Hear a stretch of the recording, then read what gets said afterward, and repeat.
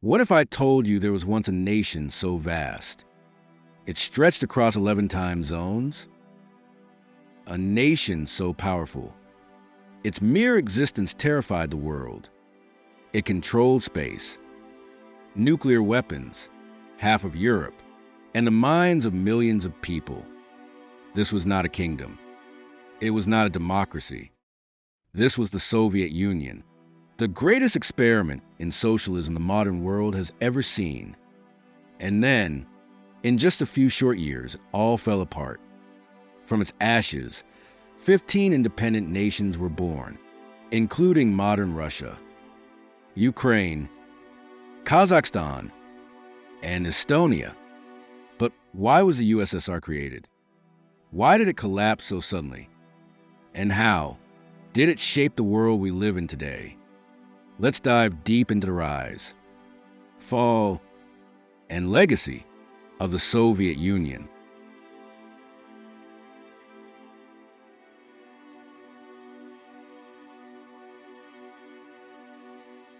The story begins in Russia in the early 20th century. At that time, Russia was ruled by the Romanov dynasty under Tsar Nicholas II. The empire was vast, but backward. The people were poor. The country was locked in World War I. Millions were dying, and the economy was collapsing. In 1917, two revolutions changed everything. In March, the Tsar was overthrown. In November, a radical Marxist group, the Bolsheviks, led by Vladimir Lenin, seized power in what's now called the October Revolution. The Bolsheviks believed in communism, based on the ideas of Karl Marx, a class of society where the workers owned everything together. But not everyone agreed. A brutal civil war followed between the Reds, Bolsheviks, and the Whites, anti-communists. Millions died. By 1922, Lenin and the Bolsheviks had won. They officially created a union of Soviet Socialist republics, the USSR. It was a new kind of state, one based not on ethnicity or monarchy, but on ideology.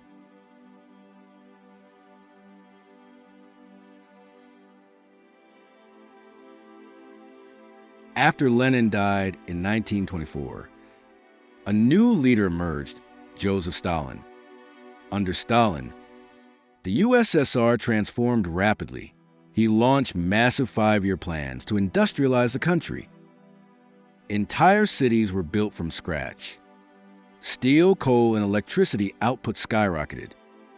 But Stalin's vision came at a terrible cost. He forced millions of farmers into state-run collective farms. When they resisted, they were killed or starved. The Holodomor in Ukraine alone caused the death of 3 to 5 million people. Stalin also carried out the Great Purge, executing or imprisoning anyone seen as a threat. Political rivals, generals, artists, scientists, the NKVD, Soviet secret police, created a culture of fear. But despite this brutality, the USSR was becoming a true superpower.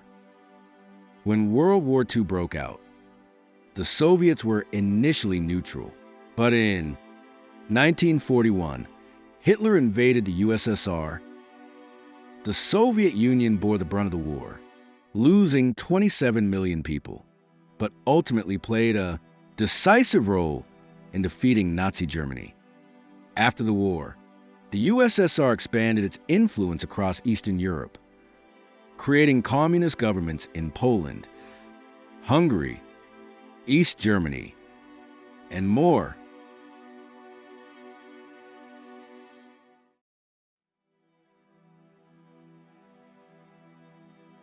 By 1947, the world was split into two blocks.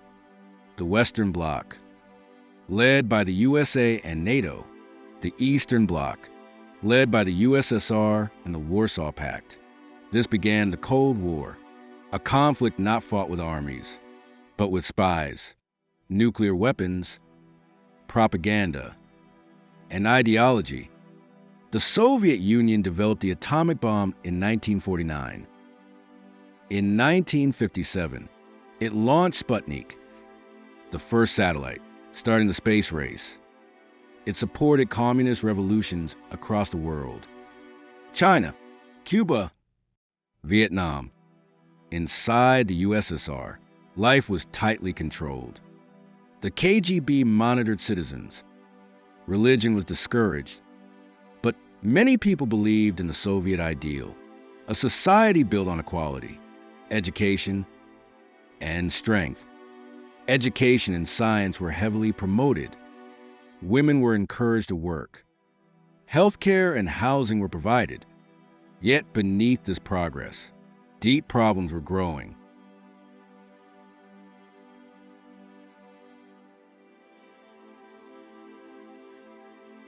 By the 1970s and 1980s, the Soviet economy was stagnating.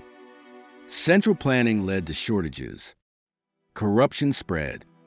The military budget drained resources. Then came Mikhail Gorbachev, elected in 1985. He knew change was needed. He introduced perestroika, restructuring the economy, glasnost, openness and transparency. For the first time, Soviet citizens could openly criticize the government, read foreign newspapers, and question the system. But this also unleashed nationalism.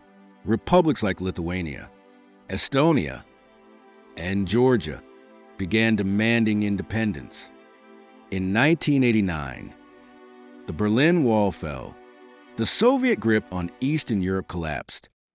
Then, in August 1991, a group of hardline communists tried to overthrow Gorbachev. The coup failed, but it shattered public trust. On December 25, 1991, Gorbachev resigned. The next day, the Soviet flag was lowered from the Kremlin. The Soviet Union, after 69 years, no longer existed.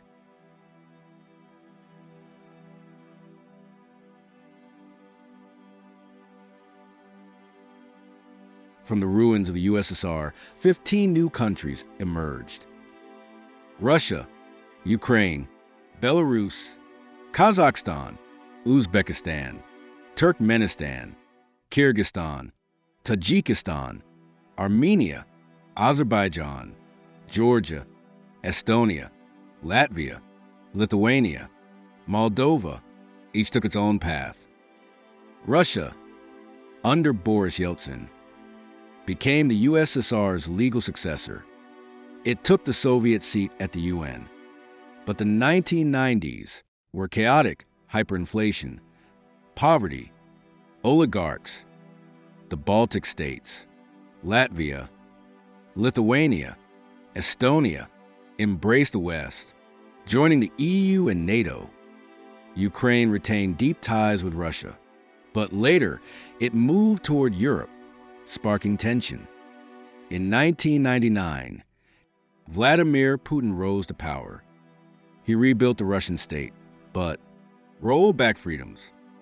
Many believe he seeks to recreate Soviet influence, as seen in the 2008 war in Georgia, the 2014 annexation of Crimea, the full-scale invasion of Ukraine in 2022.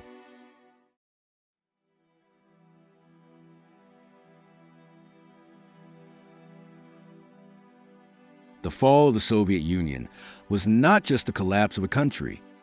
It was a collapse of an idea that one party could rule, one ideology could guide, and one union could unite dozens of diverse nations. For some, it was liberation. For others, it was trauma. The legacy of the USSR still shapes today's world, from geopolitics to wars, from space to ideology. And its ghost still lingers in the dreams of some and the fears of many. The Soviet Union may be gone, but its history is still being written in the lives, struggles, and hopes of the people it left behind. If you found this story powerful, educational, or thought-provoking, Don't forget to subscribe, like, and share this video with someone who loves history. Leave a comment. Which part of the Soviet story do you think impacted the world the most? This is Renaissance Reframed, where history comes alive.